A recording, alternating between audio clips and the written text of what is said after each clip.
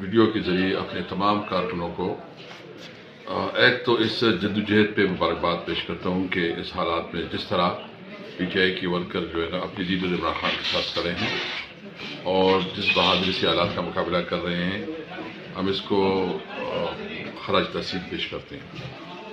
اس وقت جو کچھ ہو رہا ہے، جس طرح سچویشن جو ہے نا انہوں نے بنائی ہوئی ہے کہ ہمارے لوگوں کو الیکشن سے دور رکھا جا رہا ہے، کئی شکایتیں آ رہی ہیں کہ وہاں کاغذات چھینے جا رہے ہیں، تو میں سمجھ نہیں آ رہی کہ یہ الیکشن پھر کیوں ہو رہا ہے۔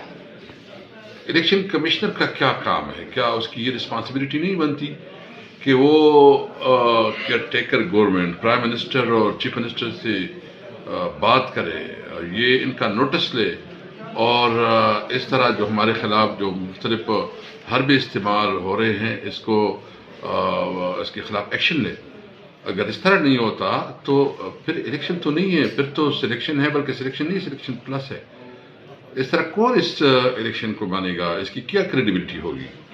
اور کیا اس قسم کے الیکشن کے بعد کوئی ملک پہ اسٹیبلٹی آئے گی؟ کوئی استحکام آئے گا؟ کیا یہ ملک کے ساتھ بھلائی کا کام ہے؟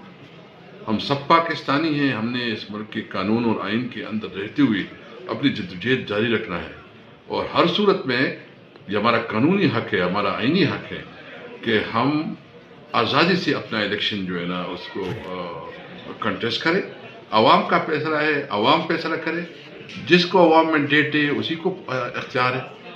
میں سمجھتا ہوں کہ پاکستان کی بہتر مفاد میں ہے کہ پاکستان میں فری اینڈ فیئر الیکشن ہو، عوام کو موقع ملے، عوام سے ہی اپنے لیڈرشپ چنے، اور تب پاکستان آگے بڑھے گا اور پاکستان کرائسس سے نکلے گا۔